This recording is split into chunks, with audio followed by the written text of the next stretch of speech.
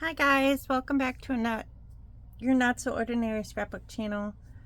Um, I decided to film a quick video before Hunter and Jordan get here. They just texted me and I was kind of like, I didn't feel good this morning. And so I haven't really been, have been busting my butt all week because I thought my credential was going to expire. And that's what it said on my certificate, that it expired June 30th, and no one told me that it had been extended to December 31st of 2025. And so I was under the impression that that I had to meet all of the requirements to keep my credential active prior to that date. Otherwise my credential would expire, or my temporary credential would expire, and it's already been renewed and I didn't know that. And so all week I've been like studying and taking tests and doing all these courses through U of I and thinking that I had to. And then yesterday I realized that there weren't enough courses offered to fulfill the 10 credits that I needed in assessment. My intervention is done. I completed that, but there weren't enough. And I was like, what am I going to do? Because there's not enough. So I signed up for 3 over the summer that would fulfill it. But there's Zoom conferences and they're on specific dates. So there's 2 in July and 1 in August. And so that would not be before June 30th. So I called my boss and I'm like, what do I do? And she's like, well, let me look it up. So she looked it up real quick and she's like, your credential does not expire until December 31st of 2025. You're good. She's like, you've already been renewed. And I'm like, oh my gosh, no one ever told me. And she said, didn't they send you an email? And I said, well, I got an email that said that. But then the next day they said, disregard this email. The email you received yesterday, you received a waiver. So don't worry about the email that you received yesterday. And I'm like, they said you received an emergency waiver. And I'm like, well, what does the emergency waiver mean? So I was still working on it because I was like, I didn't know what the emergency waiver, it didn't specify like, oh, you're receiving an emergency waiver, so you don't need to fulfill that until December, like you've been extended. And so my boss she was laughing and she's like, no, you're good. She goes, don't worry about it. She's like, you're good. She's like, trust me, if your temporary credential was going to expire, I would have let you know. And I'm like, oh, okay. I'm like, oh gosh. I'm like, well, I guess I'm ahead of the game then. So, but I'll have them all like completely done by August anyway. So I guess it was time well spent anyway. It was like, it's not like I was wasting time or anything, learning is never like a bad thing, but like crunch time is not fun, especially when you're working all day and then you come home and then like you're working on that until late in the night. That's kind of insane. It's been kind of insane. So, but, so this morning, I also haven't been taking my medication, and I kind of took a break on it, for a week because I was starting to, I was feeling sick. But I think I told you in my last video that I haven't felt good.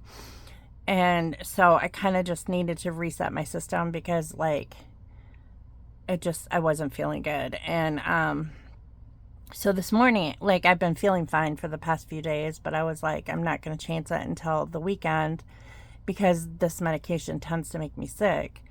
So I took the medication this morning and, I immediately began to feel sick. And I'm like, oh man, this sucks. So I was kind of like being lazy most of the day. Well, not really lazy. Like I haven't really done too much. And like I laid down and I took like a 3-hour nap. And then I woke up and I read my book. Like I've been reading this novel that I want to get through like soon. Actually by the end of June. because I want to start a summer novel that I have on my Kindle. I belong to like Kindle Unlimited, so like you can check out books. It's kind of like a library. You check out books and then you return them. You get so many books and then you have to return them, and then you can take out more books, check out more books, like a library. Well, so there's this one author that I really like. She writes stories about like bookstores. I think one was a Christmas bookshop. One was like a couple of them I've read. Like I read 2 of them last winter, I think. It was either last winter or the winter before. And so I found some more books. Like the one that I want to read that is on my Kindle right now, does my next read, is called the bookstore on the seashore, I think it's called, or the bookshop on the seashore. They're all about these little bookshops, and like I don't know if you've been watching my channel for a long time, but like my dream job, like my ultimate dream job, like for years and years has been to like own like a little bookstore, like on You've Got Mail, you know, the little bookstore around the corner that sells children's books and literature, you know, that kind of like in the dream world, that would be like my thing. You know, I always told people when I was young that like if I could be trapped in like any building in the world, I would want to be trapped in a library, because I could spend like eternity just reading books. Like if I had literature all around me, I wouldn't need anything else, you know.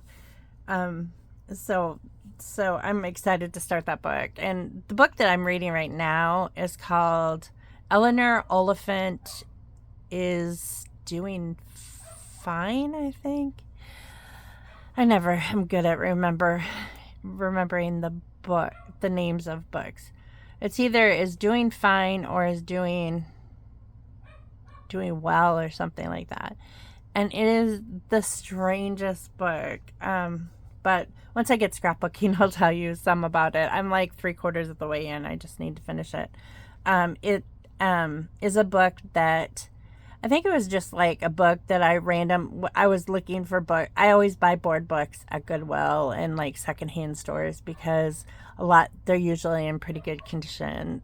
Not all the time, but like sometimes you can find board books in really good condition. That's where I get most of my toys too for the kids, other than the ones that have been provided for me by the state. I always like to have a variety of toys for the kids that I see, so and that work on specific skills and different things, like that maybe I don't have something to work on that skill or whatever. And I make a lot of toys as well, like a lot of activities. But if there's something that I can't make, and like looking at garage sales or looking at secondhand stores is the way to go, because you can get like fairly nice toys for a couple bucks, you know, and that's worth it to me. Same thing with board books. I mean, although I think that Goodwill is kind of pricey for board books. I think they're like $2.75, which I think is a little high for a board book, considering you can buy an entire toy for $2 at Goodwill. But depending on the book, if I think it's worth it, then I'll get it. But like sometimes I don't think that it's worth it. Sometimes the books are like if they're the flap books and like flaps are starting to rip and stuff, and they still want $2.75. I'm like, no, I'm not going to get this. But so anyways, this book, this Eleanor Oliphant, was like in the books section, you know, kind of near where the board books were. This particular Goodwill in Springfield was kind of mixed up. like books were kind of mixed up, the kids' books and the adult books. And I just saw it and it, like, I was like, oh, I'll get it, you know, just because it kind of intrigued me. The story on the back kind of intrigued me, and the cover kind of intrigued me, made me pick it up and kind of read the back. And I was like, huh, interesting. So I got it, and like it was, I don't know, probably $1 or so, a lot cheaper than the board books. And it's been on my bookshelf for a couple years already. Maybe not a couple years. Well, I don't know if this is one that I had picked up prior to me working this job, because I used to go to the thrift store a lot too. I'm not sure. It may be one that has been sitting on my bookshelf for a while, waiting to be read. But I know that I got it at a secondhand store, regardless. Or it may be one that I picked up like more recently when I was looking for toys and board books. But it's turning out to be a pretty good book, even though it's very strange. It's kind of a very strange story, but I kind of like the quirky characters, and like the ones that are kind of like the underdog that kind of like comes out of their shell, and like you know, that kind of stuff. Okay, so where did I leave off last time? But anyways, I need to hurry because I got a text from Hunter and Jordan that Minnie J's bio mom is coming over to get more of Kaysen's ashes. And Jordan's really mad at her right now. So is Hunter. We're all kind of like, you know, grief is weird because it's like, you know, sometimes I still feel bad for her because she lost a child. I feel bad for Jordan because I understand why Jordan is so angry. And my feelings are kind of the same way, because I'm like, I feel like if DCFS had not pushed him through the system for reunification with his parents after they had proven themselves unfit so many times prior and lost their kids prior, and they just wanted to push Kaysen through the system to get him home, you know, and like they weren't even listening to like anything that Jordan and Hunter were saying that were red flags, that should have been red flags.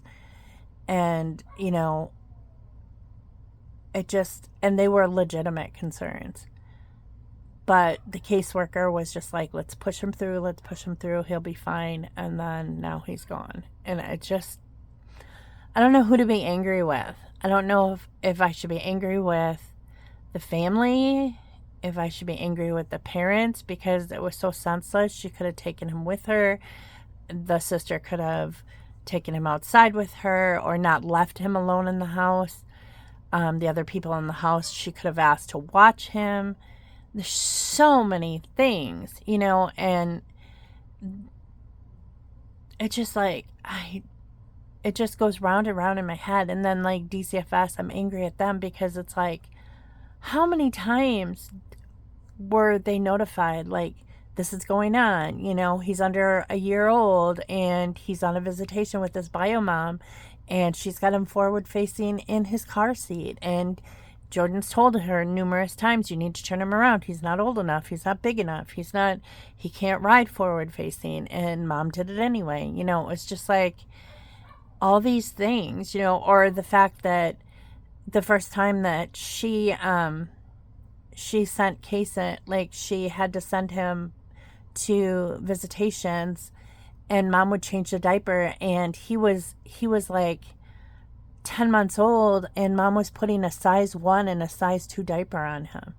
Like the diaper clearly did not fit, or putting clothes on that were way, way, way too small, you know, that didn't fit, or, you know, and I know those are like not priorities or anything like that, but like, if you knew this woman, like, and it's not like I'm judging her in any way, but like, she's always got her nails done, she's always got her hair done, she's always got like all these fancy clothes, and, you know, always looks like, she doesn't look like a mom, she looks like, you know, a young woman who wants to go out and party all the time, which she was. That was the type of person she was. And I'm sure she's not that way now because she's mourning right now. And I feel bad about that situation. That I feel bad for what happened to her, but I'm still like, I'm angry too. It's just, grief is so weird. But anyway, they texted me and they wanted to know if they could bring Jordan over because,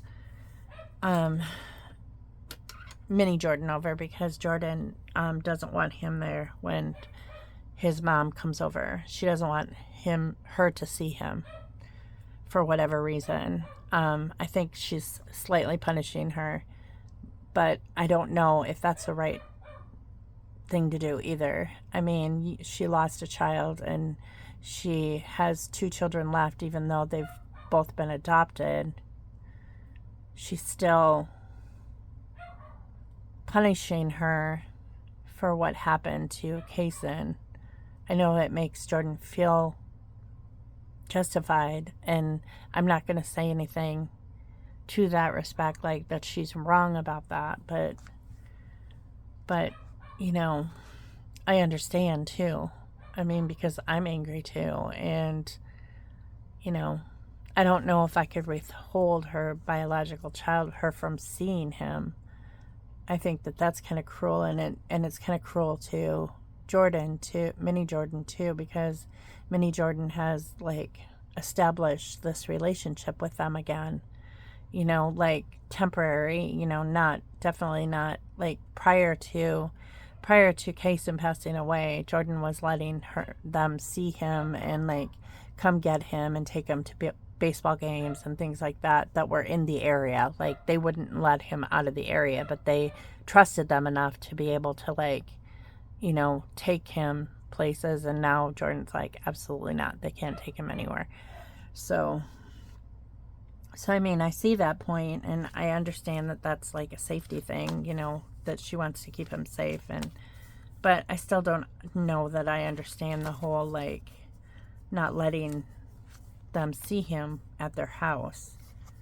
I don't know if that's fair, but you know, that's Jordan's grieving really hard. You know, Kaysen was with them longer than he was with his biological parents. You know, he was with Hunter and Jordan from birth, so that seems, you know, she's upset. She's, you know, we're all upset.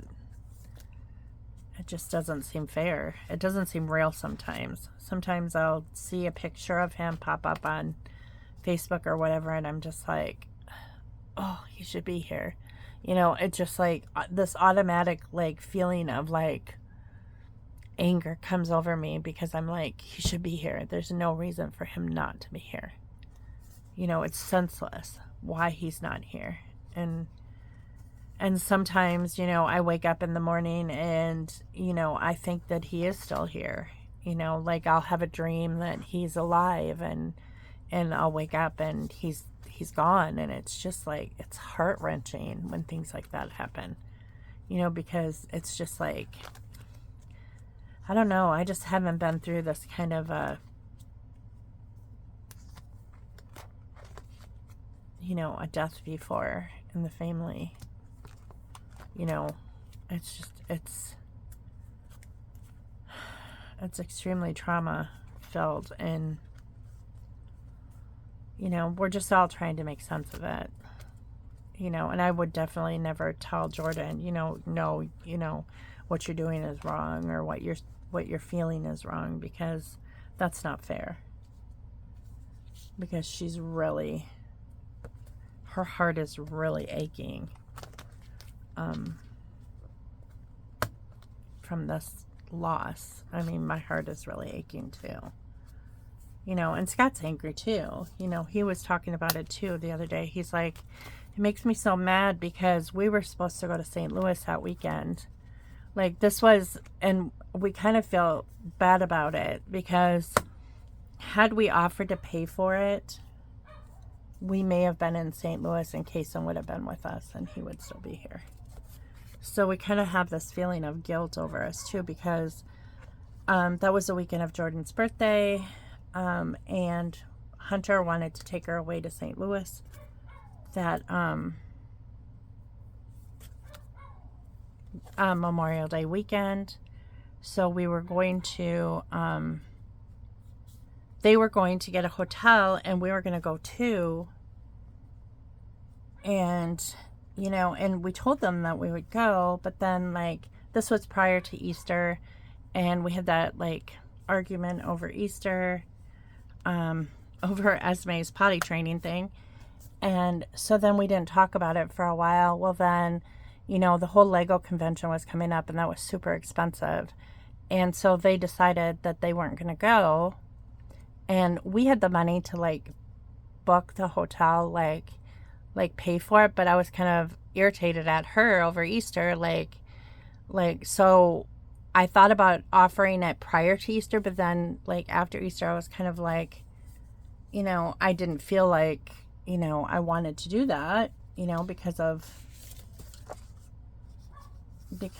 you know, that like fallout thing. And it was kind of like,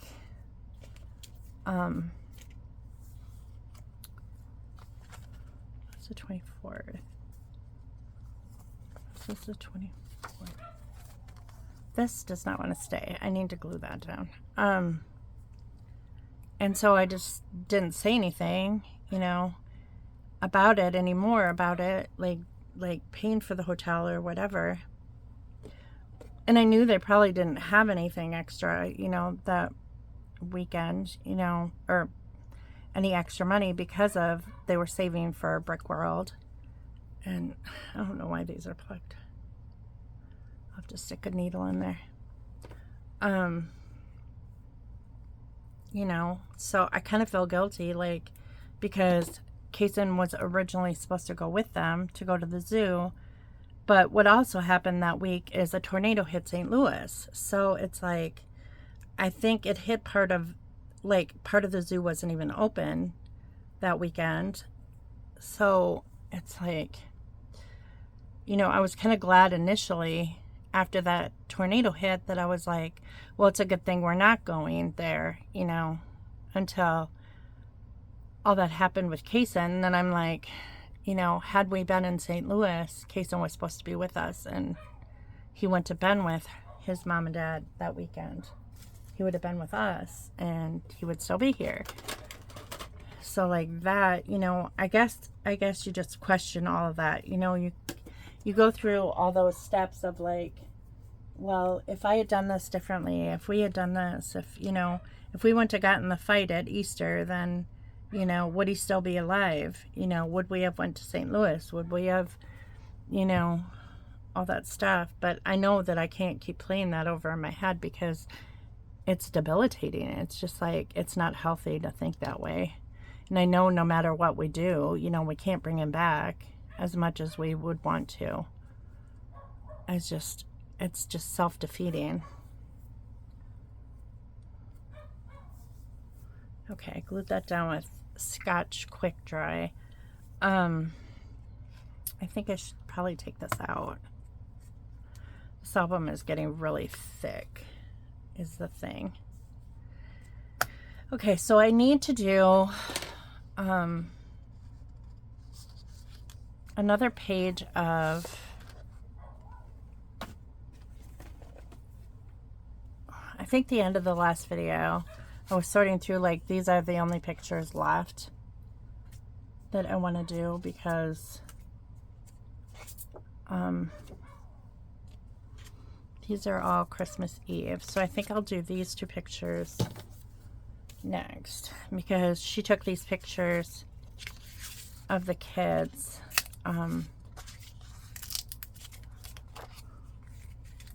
that night, the night before Christmas. She took one of Minnie J too, like laying in lights, and I have that picture, but he's kind of sticking his tongue out, and it's not like a very good picture. I have better pictures of him, and so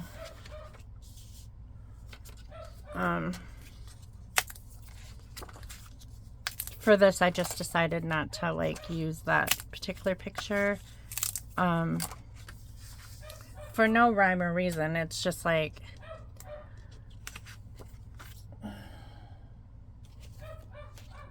with kids, you're just going to get what you're going to get. Sometimes with poses. But,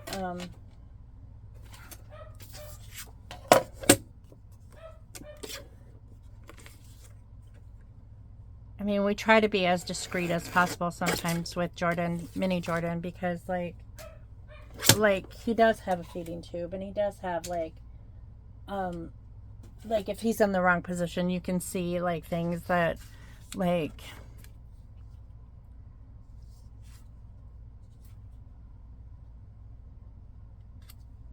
it's not that they're like it's not that he would know or he would probably even care, but like you want to be discreet and like, you know, not show a lot of things. I don't know if I'm saying it correctly, but you probably know what I mean.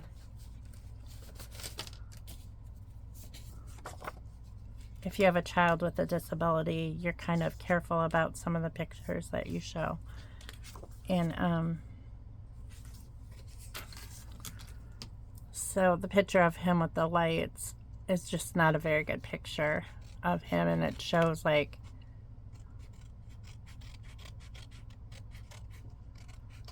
him kind of like in a position that is not like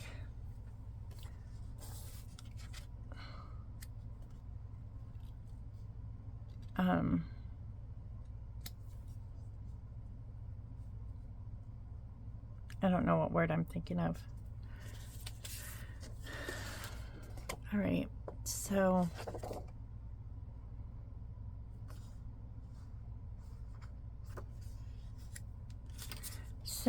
this has hot cocoa and like cups, and it's a silent night and stuff. And then this plate we've had for years. Our kids used it. I bought it when the kids were really little. I actually bought 2 of them. And Matt was in the 3rd grade when I bought these plates, and his teacher was expecting at the same time as I was, and we both worked together at the school. And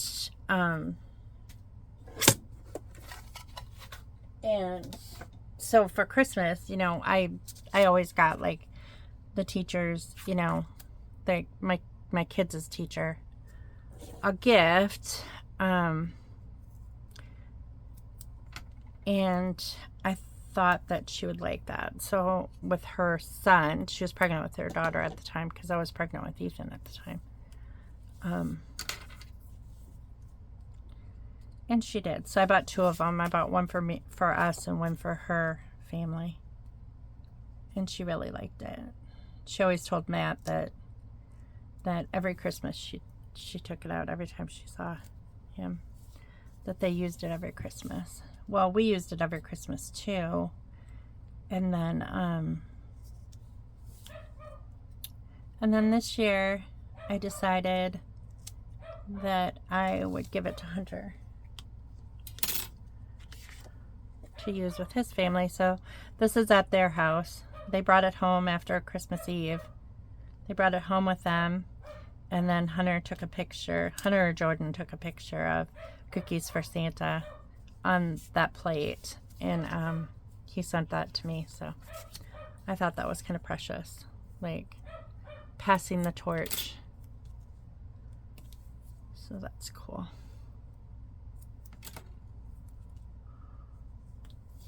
So I may have to end this video abruptly if I hear them come in. I keep checking 365. Like, we have that tracking thing for our family. So I checked, and they're still at home the last time I checked. So they haven't left Clinton. So, and it takes about like 25 minutes to get here from Clinton. So, but if I hear them pull in the driveway or open the door, then I'll have to stop the video. But so I didn't feel good, and I took a nap today, and I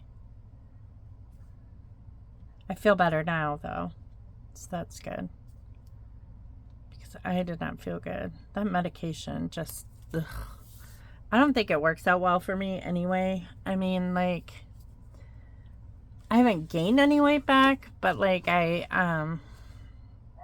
haven't really lost any additional weight right now. But of course I've been off it for a week because I didn't want to, because I wasn't feeling good. I almost had to like go off of it because it was just making me feel awful.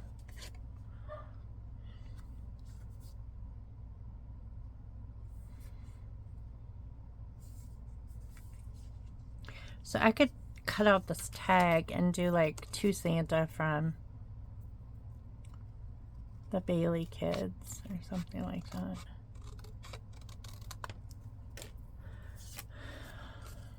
So I'm pretty sure Mini J will probably spend the night. He spent the night last weekend too with Esme. And sometimes I keep Corbin too.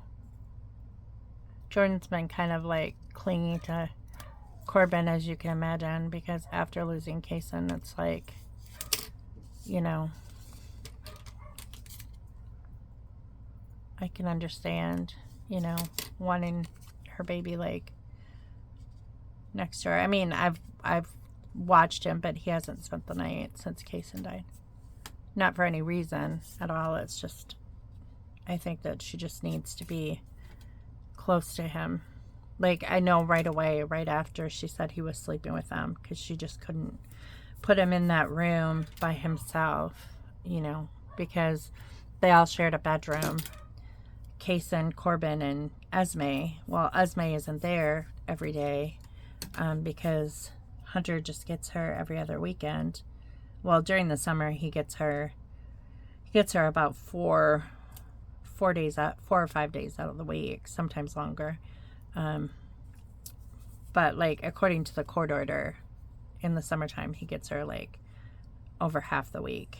That was the way that they worked it out. And then I think he gets an additional 2 weeks, like full weeks with her too, during the summertime. But so like right after Kason died, like Kason slept there almost every single night. And so like Corbin was very rarely alone in that room. He just never was, because Kason was there or Esme was there. And she said that she just couldn't put him in that room alone. It just really bothered her to like put him in that empty room with no one in there. And so she had him sleeping with them, like in their room. We'll put Santa is coming.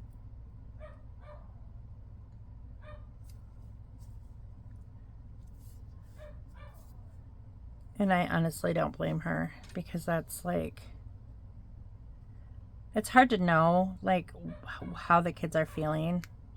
You know, Mini Jordan is nonverbal. He was there when his, you know, in the room, like he was at his bio mom and dad's when Kason drowned, but he's nonverbal. So he, even if he was aware, there was no way for him to notify anybody.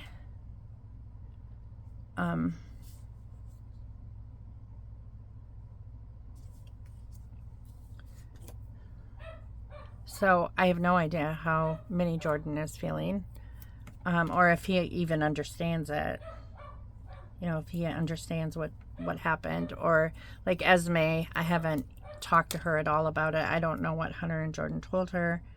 I know she was there at the hospital when we were there, and she heard some stuff because she was saying some stuff, you know, about like Kason being blue and that he fell in the pool. I asked Jordan about it, and Jordan's like, she overheard that, you know, us talking about it. But I don't think she understood. I don't think she understands what death is. So, when she's been here, I haven't said a word to her about it. Like, it's not, you know, if she comes to me and asks me, like, what happened to Kason or something, you know, I'm going to tell her, you know, in the simplest way possible. But I'm not going to, like, inquire, like, bring it up or anything.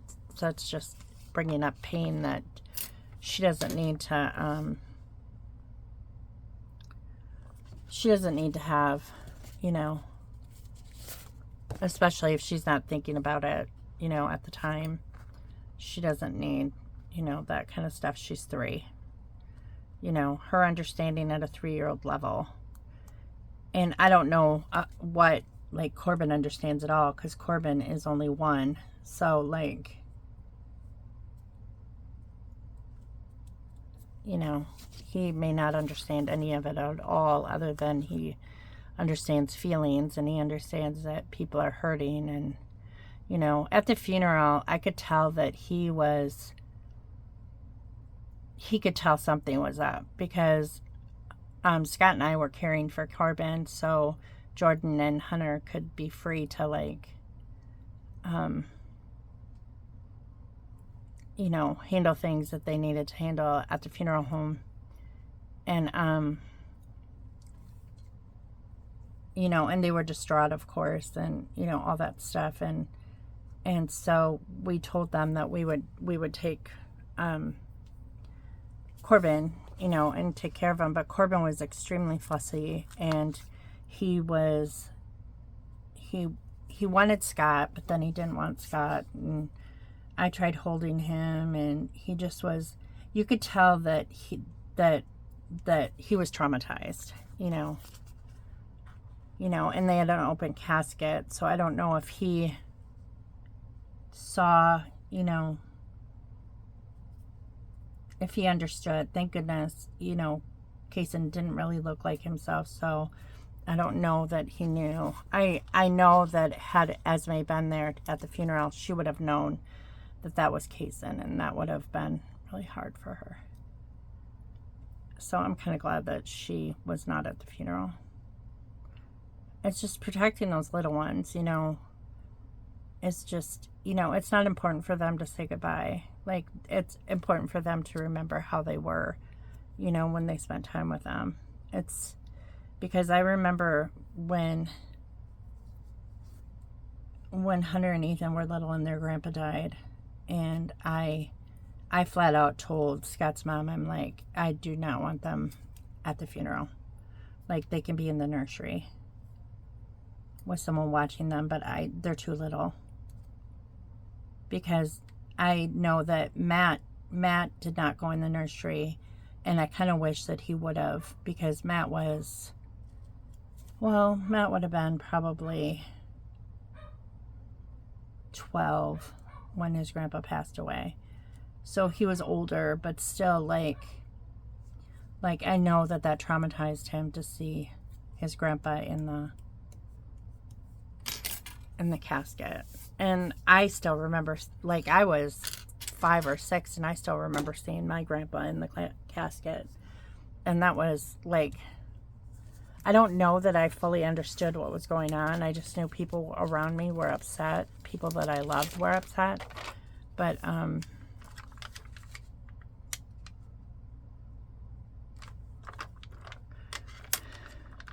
it's,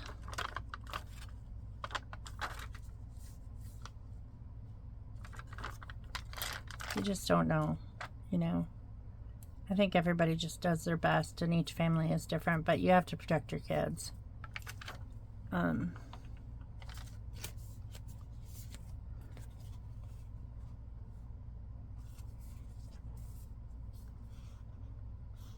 don't know if I should put, like, from Kaysen. There's a lot of, like, Jordy and Kaysen and Esme and Corbin. There's Ain Percent. Maybe I could do from J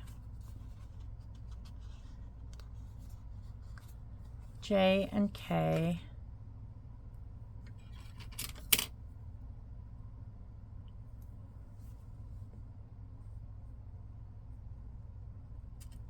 From J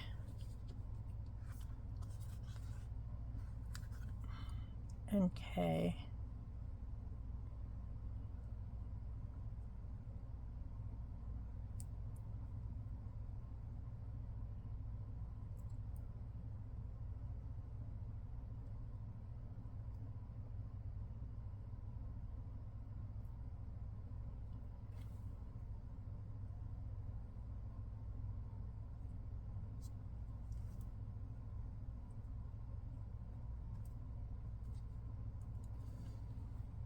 So I'm thinking of getting my hair cut to like shorter. I'm not sure. Every time I get my hair cut short, I regret it. Because I don't think I look good with short hair. But then everybody says, oh, you look so much younger with short hair. And it's like, I don't know. I don't think I look good with short hair. But Scott never cares. Like, he just doesn't care about that kind of stuff.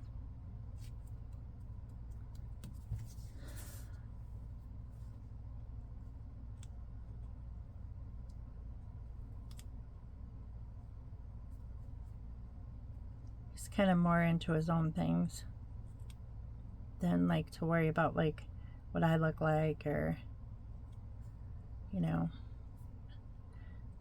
he's a hard one to figure out.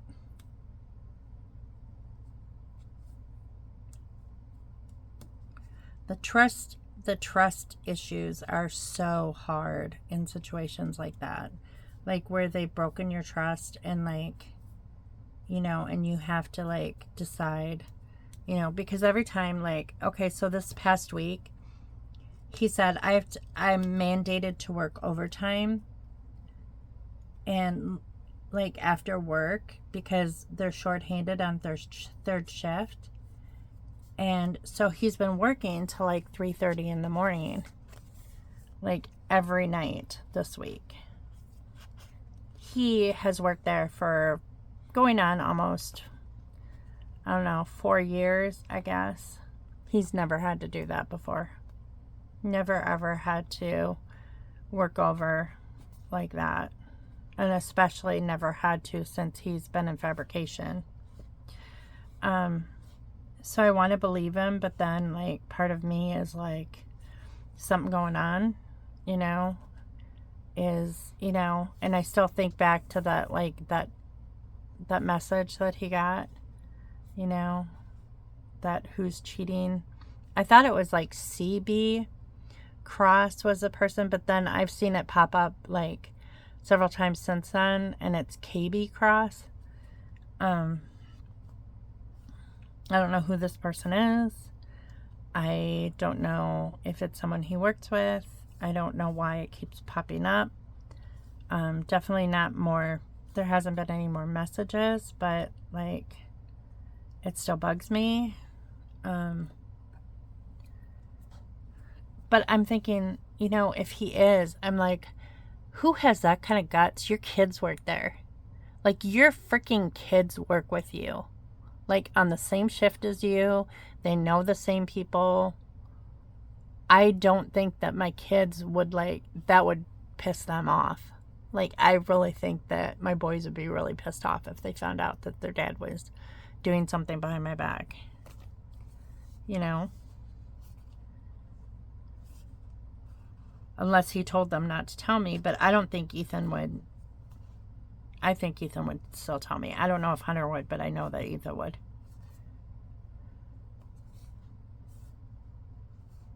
And I think Ethan would be really pissed off too. But I don't know. But who is that kind of guts? You know? But Scott has always been the type of person who kind of likes to get caught. You know, it's kind of like his thing to get caught and kind of be like, uh-oh, you know, kind of thing. So I don't know. But I just find it odd. And then, okay, so I have like this store. I have like a few credit cards, and one of my credit cards that I hardly ever use is a store credit card. And so he was like, the store has like men's stuff in it too. And so he like made a list like of things that he says he needs, that he wants me to like buy him, like with my credit card, because I haven't used it in probably over a year. I just haven't bought, like, it's just not, I don't just use, like, I don't keep my credit cards maxed out. So, like, it's like, so he made this list, and like on this list is like socks and underwear, and like, but they're expensive ones. Like they're expensive underwear and expensive socks, which he's never worn like expensive underwear or expensive socks. And like new clothes and stuff. And I'm just like, and he's like, yeah, I wrote down some stuff if you want to like order it for me. And I just got this like feeling run over me like of ick. Like, why would you all of a sudden need new clothes and new underwear? You know, it's just like,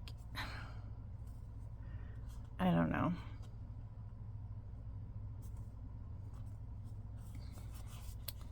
But, you know, it could be just my imagination playing tricks on me, or, you know, it could be something that I'm like in denial about. I don't have time to deal with it right now. That's the thing. I just don't have time. I don't think that I would say anything.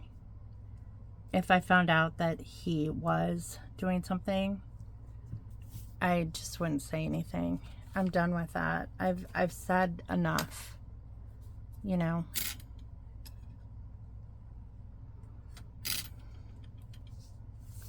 I've said enough, and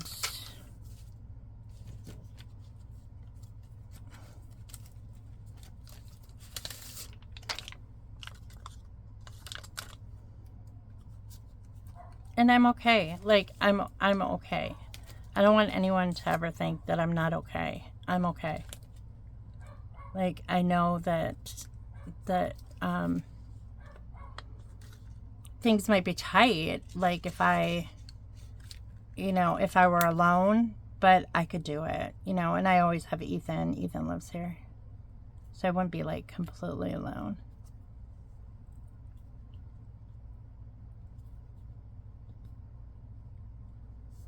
I just take really good notes. You know, like all these little like red flags, I just kind of like keep notes on. Because, you know, the trust train has left the building, but it's okay. Like, I'm okay. Like, I'm not seeking anybody's attention, if that's what people think. Or if they ever think that. It kind of ticks me off that I feel like sometimes people think that I am, and I'm not.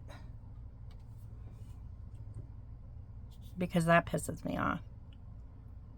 Like, I am in control of my own life. I don't need other people, like, wedging their way into my life and thinking that, like, oh, she's on the rebound. She's, you know. No, I'm not. Not in the slightest.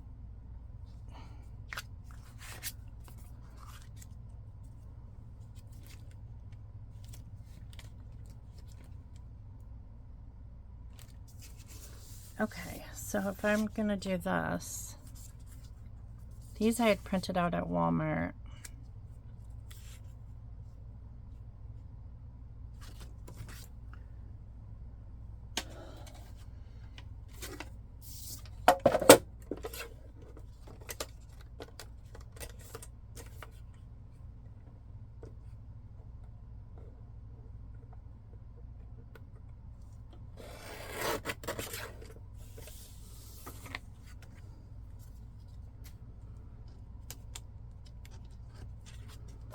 So I'm going to cut off a little of this package with casein on that.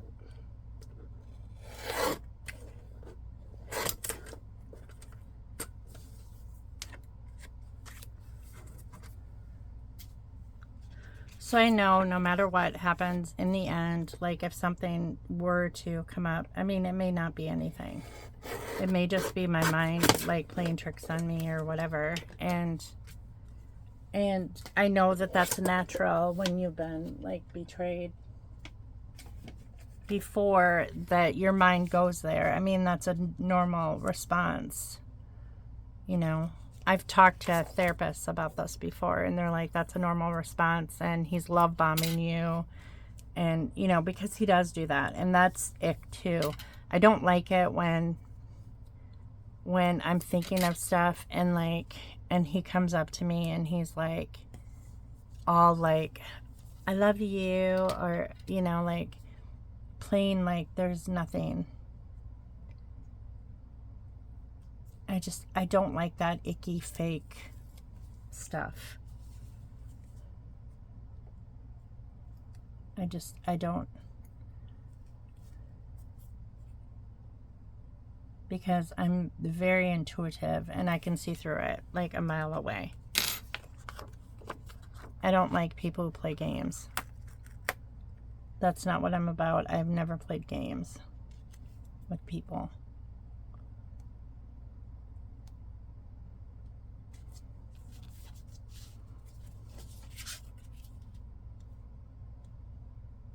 I like that.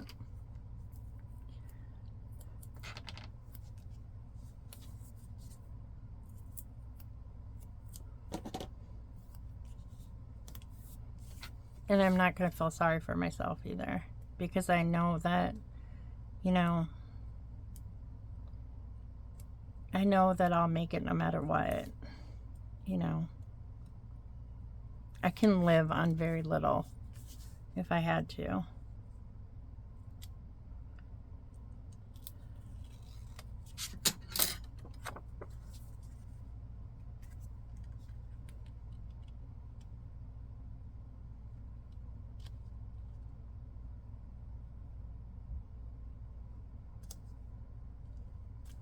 There. Now what to put here?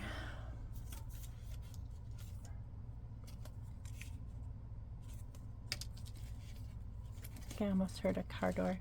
That might be them, actually.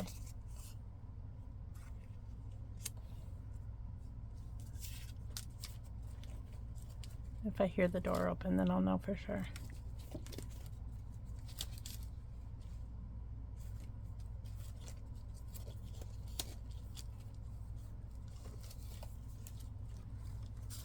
I wish I had like lights or something.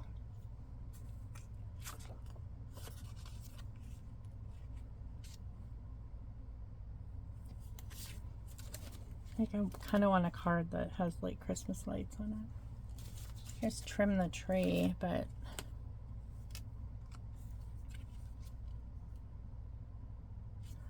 the tree was already trimmed. They're just like this sweet little angel.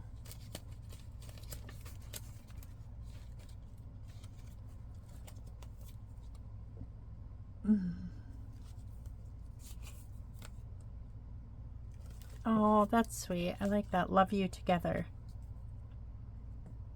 Maybe I'll do that. I like that. We'll do that. So I don't know what me and Minnie J are going to do tonight. Probably watch TV. He's really big into Spider-Man. I get his old wheelchair, which I'm happy about. I hope that they bring that today. He got a brand new wheelchair for school that has a big tray. And so I asked Jordan if, I said, did you have to trade in his old wheelchair? Because if not, I would really like to have it here, because he basically has to lay in his pod when he's here most of the time, and it can't be very comfortable for him.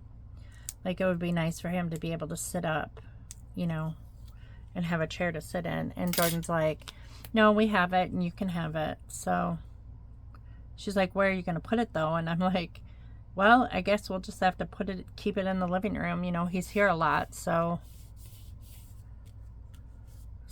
it can just be pushed like to one area of the living room. I need to declutter that room. I need to find a different storage system. I want to replace the couch because the couch is old and I just can't. I can't really deal with it too much right now. It's incredibly frustrating.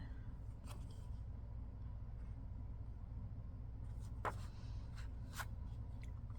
almost feel like I should put this on a page and like punch it in like this like punch holes. I found my hole punch, actually. I did find it. So I'm going to grab that real quick.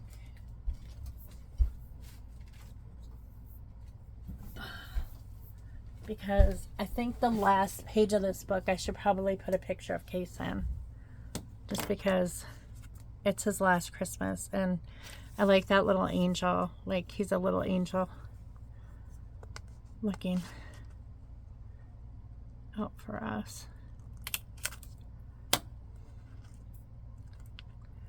So.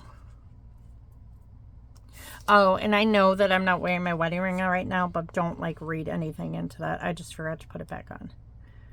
You know, it doesn't mean, like, oh, things are going on and blah, blah, blah. You know, I just forget to put it on sometimes because I take it off, like, when I clean. Like, if I'm cleaning, I take it off. Just because I don't want the diamonds to get damaged and stuff in it. So, that means absolutely nothing when I'm not wearing my wedding ring.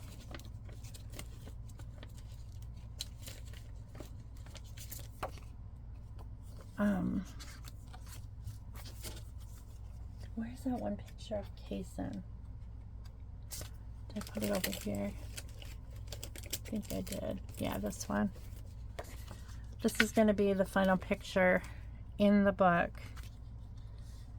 And I think this was actually his school picture that was taken at school in early childhood. At Christmas time. So I'm going to put this like in here. I'll probably just punch that like that. I don't even know that I will put like anything behind it. I don't know.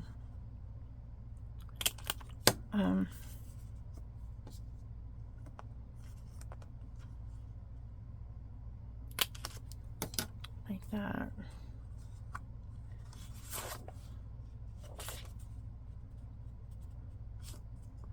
Or if I should cut like a piece of paper. Unless I have one that would fit. Like this might work actually. Do I want red though?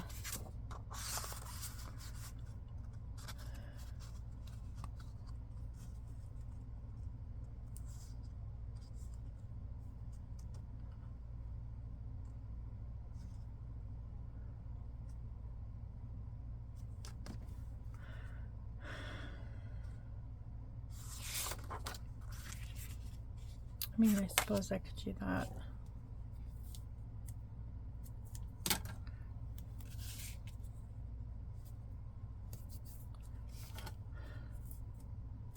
I feel like I can't get ahead. Like, I'm thoroughly exhausted most of the time after work because it takes a lot out of me to like be on all the time. You know, with little kids, you have to be on. And you have to be like, you know, kids know like if an adult is like, you know, faking it or whatever. So like I really have to be on. And usually I don't even think about anything else when I'm working with kids. I'm thinking about them and I'm thinking about playing, and that's what I'm doing. You know, I'm not thinking about absolutely anything else. Or I'm thinking about talking to their mom, or, you know, asking questions and things like that. Or taking notes or whatever. I'm not ever like thinking about anything other than that. So, it's just a lot. It's almost like you're in a play, kind of like, you know, like the whole time, and like, and then you get off stage, you know, and you're like, it exhausts you, you know, kind of thing. By the end of the day, I mean, it's worth it, and I love it so much. I love what I do. It's very rewarding.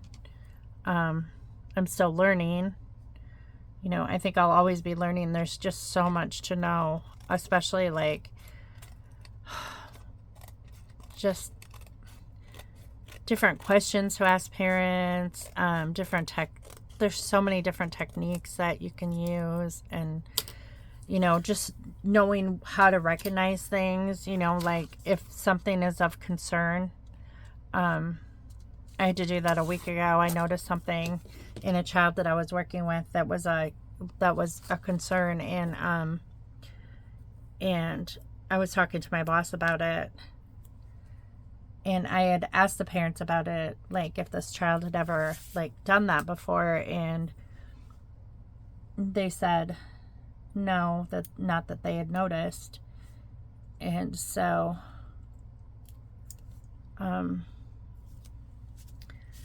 so I talked to my boss about it, and she's like, yeah, she's like, we may have to make a referral or something. And I said, it's only happened once, like that I've, you know, while I've been working with this child. And you know, those kind of things, just like recognizing things that sometimes it's hard to tell, you know, sometimes there's no way to tell, like if there is something wrong, or if it's just like each child is unique. So it's like you just never know, you know, you just got to go with your gut.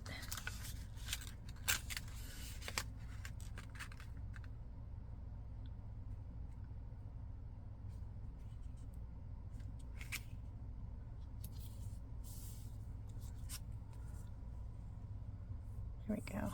Oh, I don't like that. The tape shows through. I do not like that. No, no, no, no, no.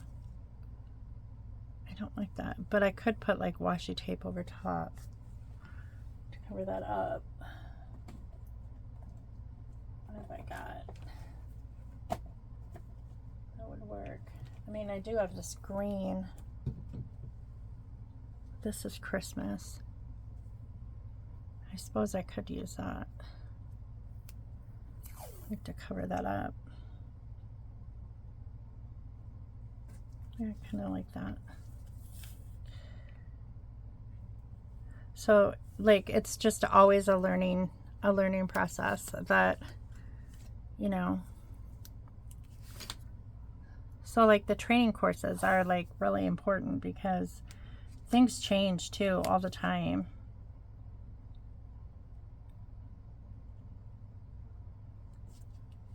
There's always new information out there. There's new tests available, like, it's something that, you know, it's not something that, like, I will ever, as long as I'm doing this, I will continually be, like, learning. It's just, I don't think it's anything that anybody can, like you can perfect it. You know, my boss has been doing this for a really, really long time, and she's really, really good at it. So I'm glad that she's there to ask questions and, like, you know, because I don't know what I would do if I didn't have her to fall back on.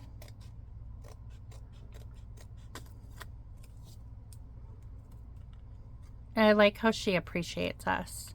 She just really appreciates us, you know, and that makes me feel good. She's always, like, telling me, like, things, like, how much she appreciates what I'm doing and stuff, and that really, you know, that always makes you feel good, like, that you're, like, you know, I'm trying, you know, I'm not perfect by any means, and I'm doing my best.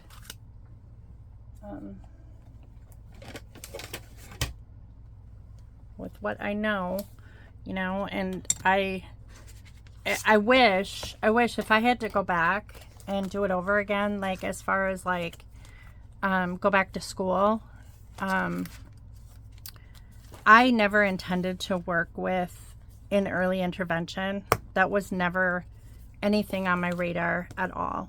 I wanted to work with early childhood, like 3 to 5 year olds, because that's where my experience was, my prior experience, and that was the age group that I really liked to work with.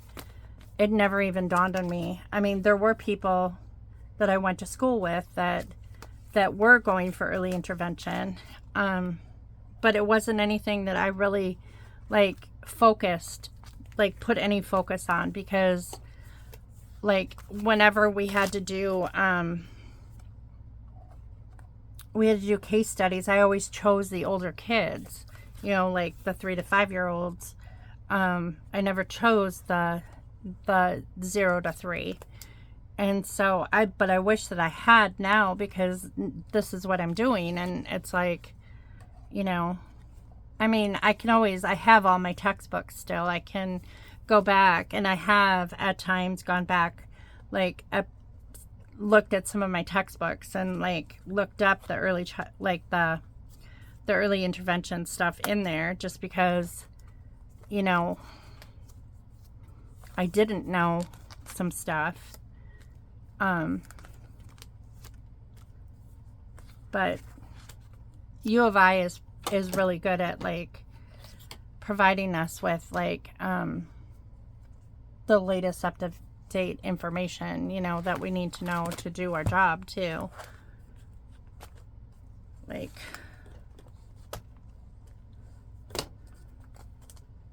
I mean, they make sure that you're well qualified before you can work for them and do what we do. I mean, everybody that I work with pretty much has a master's degree. I don't know if there's anybody that has just a bachelor's degree. I know that Jordan went to school to do this, and she has a bachelor's degree, but I don't know. It depends on like what she's gonna do with it. Like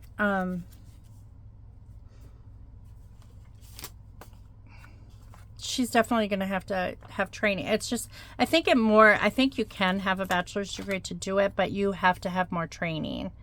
Like I only needed 30 credit hours of assessment and 15 of intervention. So, and I know that like my boss has told me that like there like other people that she has tried to hire, like they either have not qualified because they did not have like the credentials to qualify to be able to work. Like you have to have to take the right course. Like you have to have a degree in certain areas to be able to like even be like able to, you know, do this. But not only that, you also have to like the less education you have, the more training that you need. So I know that she told me one time that there was a teacher that wanted to do this, and they told her because of her degree, because she had like an English degree or something like that, that she would need like 100 credit hours in assessment and in intervention. And the girl said no. She's like, that would take too long, and I don't want to, you know, it would take me a year to be able to go do all that, and I'm already working as a teacher. You know, I don't have time to do that, like on the side. And my boss said, you know, she understood. She said it didn't used to be that way, but now like they've become real sticklers about like who they are allowing to do that stuff. And so I was really lucky that like I had the right requirements to be able to do this, because like I said, this was not on my radar, and it wasn't something that I had ever planned to do. So like, I'm glad that I was able to like even qualify to be able to do it, and then like not have to have all that much training. I mean, it's enough training. It's a lot of hours of work.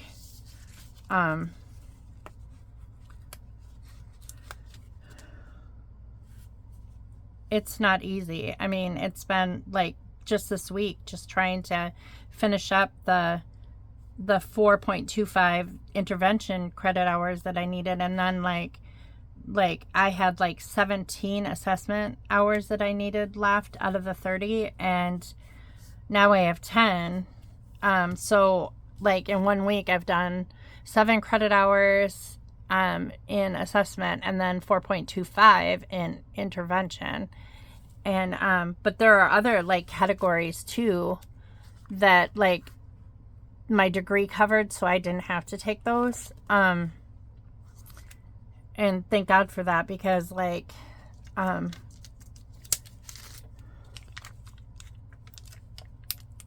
can't even imagine having to take like so much more than that. It would be really hard, like, to be able to, because they are such sticklers right now. So, and my boss said, she was like, you know, all the people that used to be in there were so great, and like at Provider Connections, and but they all retired, and they got new people in there, and like the new people are like really picky about everything. And they don't let anything slide. So like that's kind of why I was in such a panic, because I was like, oh man, you know, they're not going to let this slide, and I have clients that are scheduled to be seen next week, and what am I going to do if it's after June 30th? And like, because I can't practice, like if you don't have a valid credential, if your credential is expired, you can't practice. It's illegal for you to practice. So it's like, so I'm thankful that like, I just wish they would have let me know. I mean, I guess I kind of did, but they they confused me by it, and I probably should have called and said, can you please elaborate on that, you know, what that means, instead of like stewing over it for 2 months. And you know, but then in that time frame, that's when Kason passed away and everything, and I was just trying to like make it through the day, you know, get through my clients, and like, you know, because I was still working during that time. I didn't take any time off when he died, because there just wasn't any way for me to do that. I couldn't like reschedule all my clients or anything that quickly, because it was just like, I mean, I did have to reschedule one client, because I was supposed to see that child during the funeral, when the funeral was taking place, and I just explained the situation. They were fine with it, and so I just ended up seeing that child on a different day, and that worked out just fine. Like this week is going to be hairy because of the 4th of July on Friday, where I see a client on Friday, but we don't work on Friday, so I need to call her and see if I can see this child on a different day this week instead. So it's always something that I have to keep in the back of my mind, that like you know, that holidays come up, and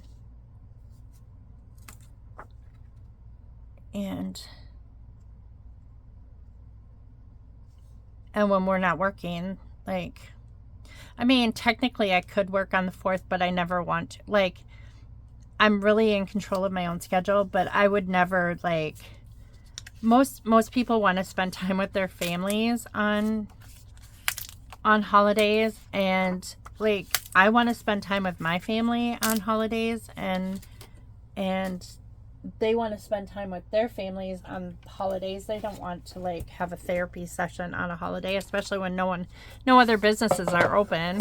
Why would I do that, you know? So, I mean, it's perfectly understandable that I wouldn't see them on a holiday. And I'm sure that they like already figure that ahead of time. Like if their regular day is on a holiday, then I'm not going to see them. But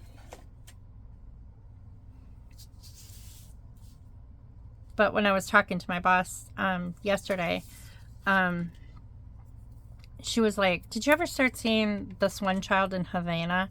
And I'm like, no. I'm like, you sent me like, you know, the name is familiar to me because we were talking about it, but I never got the paperwork on this child. And she's like, well, she said that the service coordinator contacted her and asked if I was still seeing kids in Havana. And my boss said yes. And she's like, well, this child needs seen. And I was just like waiting until I heard back. And she's like, so I'll get all that paperwork together so you can start seeing her. I used to see a kid in Havana, which is like the furthest distance away, like of any kid. Right now, the kid that I see that is the furthest distance away is in Easton, which is a little bit away. But I used to see a kid in Havana, but they aged out of the system.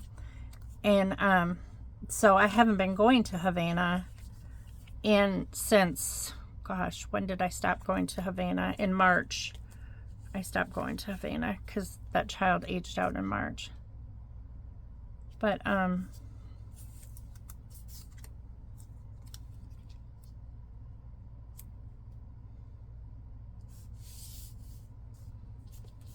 I don't mind the long drives. I mean, that doesn't bother me at all as long as the roads aren't bad.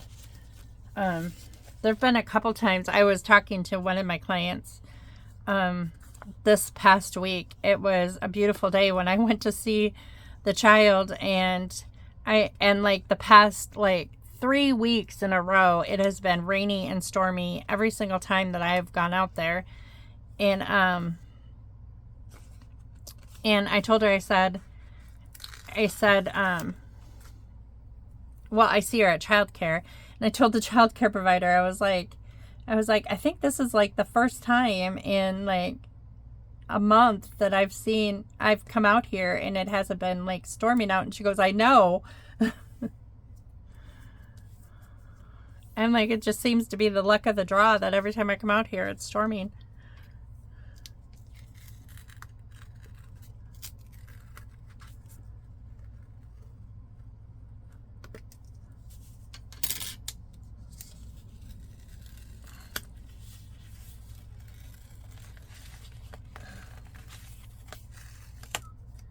So, and then yesterday, last night, Yesenia, my daughter-in-law,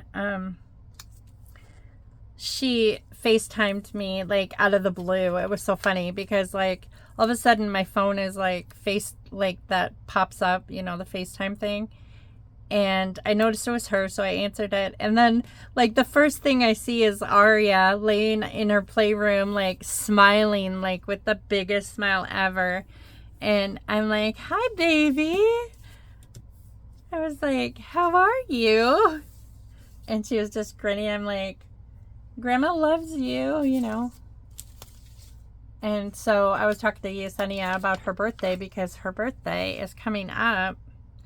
And I'm flying out there for a week for her birthday. I've already told some of my clients that I am taking the week off for her so I can, because I'm going on vacation for my granddaughter's first birthday. And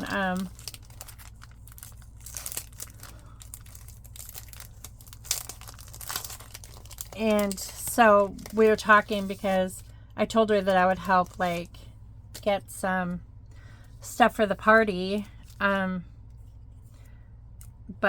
the her birthday party is going to be so absolutely gorgeous. Like, Yesenia has like impeccable style as it is. She is just like, well, she is an esthetician, so her expertise is in aesthetics, but she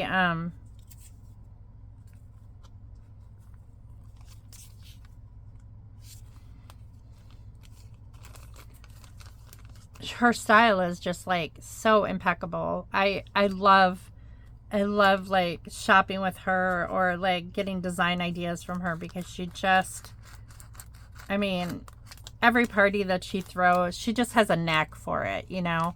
And she's good at like saving money, as far as like finding things that are on sale, and like using themes that aren't going to cost a lot of money and all that kind of stuff. So so the theme of Aria's birthday party is called Isn't She Wonderful? And like ONE, like wonderful. And that's a theme. And Aria has like this playroom that is looks like a Montessori school. I mean, it's like the whole floor is padded. She has little couches and chairs in there. She has like this wall activity center. She has these foam like climbing things. She has, you know, a swing set and a slide and like all kinds of stuff. I mean, there's tons of stuff for her to play on in there. And Yesenia said that she ordered a bounce house, like a white, and everything is neutral colored, because Yesenia is very much into neutral, like ivory, white, and like browns, like light browns. And so like Aria has a little ball pit that's white. It's like a white padded ball pit with different colored brown and ivory balls in it. She has like the furniture is all ivory. The climbing blocks are like ivory and like this light brown. So everything is like super matchy and super like the nicest daycare center like you would ever see, you know. It's just, it looks like it's right out of a magazine. And so she was saying that she's going to take her toys from her, like all the equipment that's in her playroom, and she's going to make a toddler's play area for her birthday party out. They're going to move the couch, their sectional couch, into the garage, and they're going to I need to tape this first to make a pocket so I can dump that. I decided to make another shaker packet. So they can make this play area in their living room, like an indoor play area, because August is really hot in Arizona. It'd be much too hot for them to, like, the kids to be outside to play. So they're going to make that a play area using all of her stuff. And so she got this bounce house, this white bounce house, that's going to go indoor. And then she has like all the climbing blocks are going to be in there. And she bought like a gate, like this little fenced in area that she's going to fence in the whole thing. So it's like almost like you would see at a children's museum. It's really cool. So she was showing me all that stuff, and I asked her like, what could I help her with? What could I get? You know, and so she showed me some stuff on Amazon that I can get, that she's, you know, that she wants, that would help.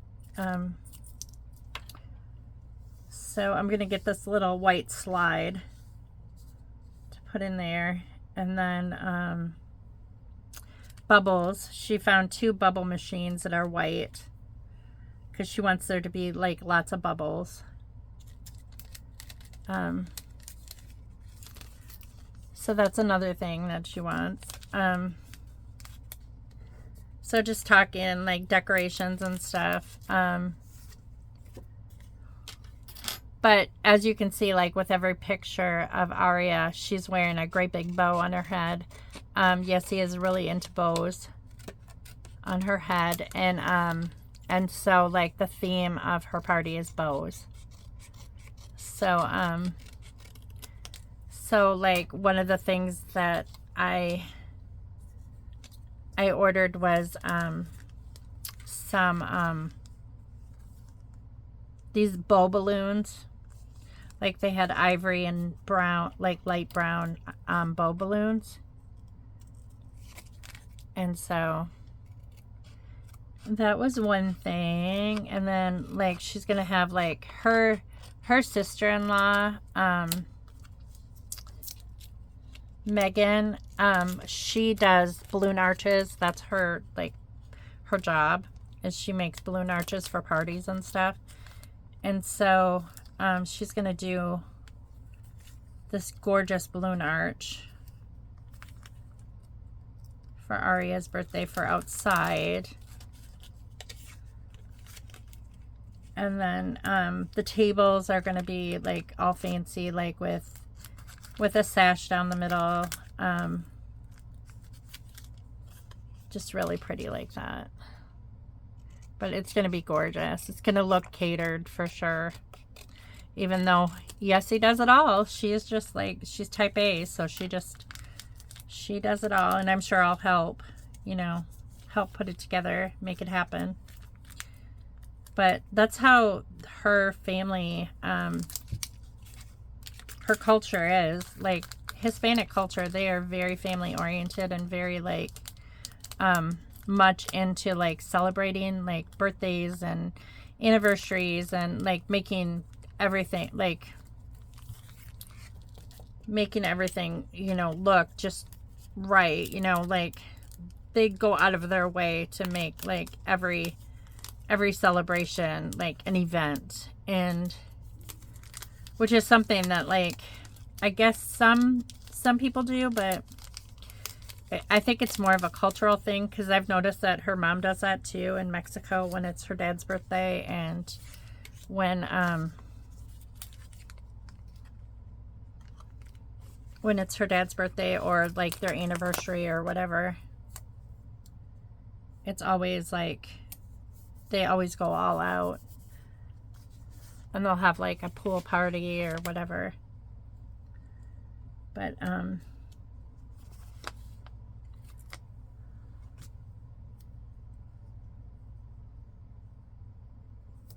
there. Okay, so hopefully that'll work. And then I'm going to stick this in here and hopefully that'll work. So I'm excited though. I'm excited to see how it all like comes together, because I know it's going to be gorgeous. Like her baby shower was gorgeous, and oh, and her sister has her own bakery. So it's like, it's so cool that there's so many people in the family that like just offer their services for free. So like I'm sure Carla will make her cake, you know, and I'm sure that, you know, and I know Megan's gonna do the balloons, and so that saves a lot of money right there, you know, when you have family members that can do like all that stuff.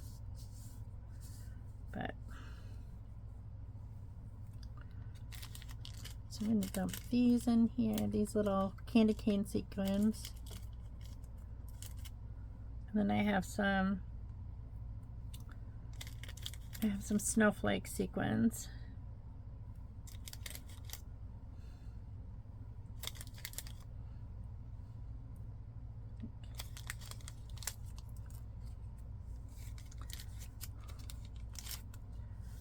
So last night she's like, thanks for shopping with me. You're always, you know, and I love shopping with her. So I'm like, oh, wouldn't have it any other way. I love it. I love shopping with her. I like the little rituals that I have with like my daughter-in-laws. You know, like our Yesie's and my thing is like we'd go to Starbucks and I'd always get like Zayden a cake pop, and we'd get, you know, like Starbucks drinks and stuff. That was just something that we did, and we always like to like go to Hobby Lobby together and things like that. You know, that's our thing. And then like Jordan and my thing is like, well, we go out to breakfast, and sometimes we'll go to Starbucks, or we'll go to Walmart, or we do a lot more with Hunter and Jordan. So like we'll walk uptown in Clinton, we'll walk up to the square. We still want to do they have a little ice cream shop up there, and hopefully tomorrow, that's kind of one thing that I want to do tomorrow. We're having a cookout with them. Jordan got Hunter a new grill for Father's Day. So one of the things that we want to do, I'm hoping tomorrow, is to walk up to the little ice cream shop that's like a block from their house. Like get ice cream after dinner. So, because I haven't had anything there. It's called Aunt May's, I think. Aunt May's ice cream. But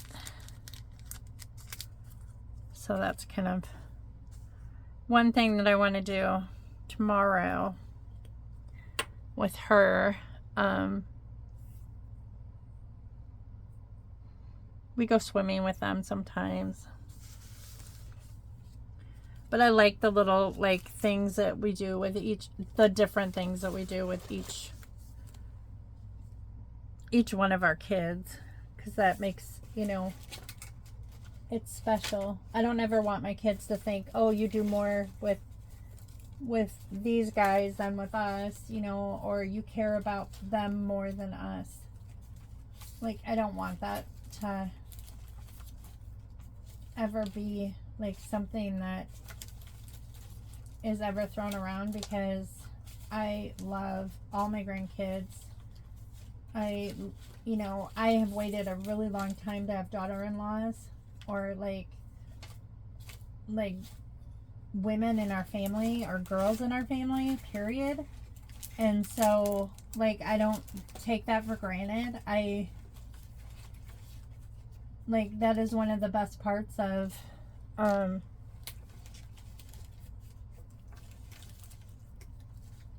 having like daughter-in-laws and stuff, is the fact that you know, I can have these, like, I now have someone to go shopping with if I want to go shopping, or someone to like that I can just call up and say, hey, you want to go to some garage sales or whatever, you know, that kind of stuff. That like that means a lot to me, you know, to be able to do that. Well, I thought I had some silver ones. I don't know. I do have sequins in here. These are like pink and blue. That might work. Just a little bit.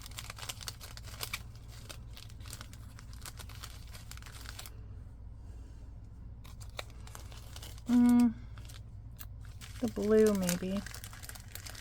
I like the blue. So I'll just put some of these in here. Sometimes it's just all trial and error, just seeing what things look like. Not a lot. Less is more with a shaker packet, I have learned. Like, because you don't want your picture to be completely covered, you know.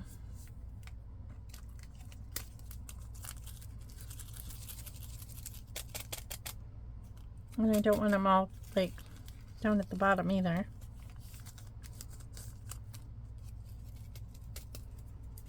Come on.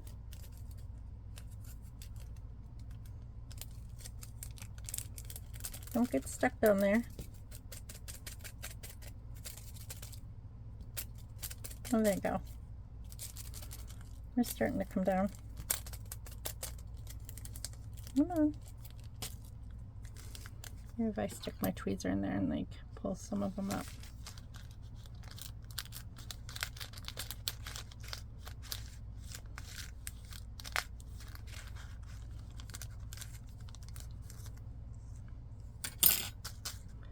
So Ethan has a doctor appointment on Monday. I took him last Monday because his ear is plugged with earwax, and typical guy, you know, waits until it's really bad to tell me about it. Mom, can you make me a doctor's appointment? Well, you know, so I did. And he had to establish new patient. I think I talked about that in my last video, that like was seeing the pediatrician, now he has to see a regular doctor. And so he went to he saw the nurse practitioner. I think I've told you guys all of this, like that they couldn't get all the earwax out, so they said to put like wax softener in and then come back. He has an appointment this Monday. And Scott actually took off work on Monday too, because he has a doctor's appointment in Springfield that day too. He has like this cyst on the back of his neck, and they're not sure what they're going to do about it. So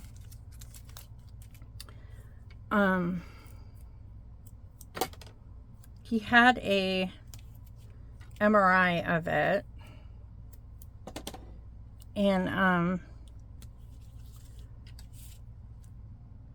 they said that he needs to see a specialist for it. Whatever it is, he needs to see a specialist. So that appointment is Monday at Bayless. So I think we're just all going to ride down together, because I have one client on Monday in the morning, and these appointments are like in the afternoon, so I'll be able to go when I get back from seeing the one client that I have on Mondays. Okay, so I like that. I like how that looks. I kind of like the silver. Like, I think that the silver like looks good here, but I really like I don't know if I should just like do that. I mean, I kind of like that, or should I go this way and like put that like that? Kind of like that. Okay. This washi tape is from Close to My Heart, and I think it's like almost gone. I absolutely loved this washi tape because it's kind of thick. It's like glitter tape more than anything. But I have used this to death. I don't think that they sell it anymore. I don't think Close to My Heart isn't in business anymore, but and I don't know if I think this was actually a wedding, like a wedding embellishment, but it's actually tearing. I'm gonna have to glue it. But I thought, oh, they're here. Hello, are you guys here? Okay, I'm gonna have to quit. I'm gonna pee real quick. Oh, okay, I'll be right there. Okay. Are you back here? Yeah, I'm scrapbooking. Oh, I thought the noise was coming from the bathroom, and I was like, oh, guess I'm not. No, I was just waiting for you guys to come. Some scrapbooking, but oh, it's okay. No one's in there. Okay. Well, I think that's it. So I like how that looks though. That looks really cool. And this needs to kind of dry anyway, so I'm gonna set something on there to kind of like keep it heavy. What can I set on there that would be heavy? I do have a paperweight, but it's not in this room. I'll just set this tape on there. There we go, to hold it down until it dries. Okay, well, I thank y'all for watching, and maybe I'll be back tomorrow. We'll see. We'll see. I want to get this done. I really want to get this done tomorrow if I can. But y'all take care. Bye.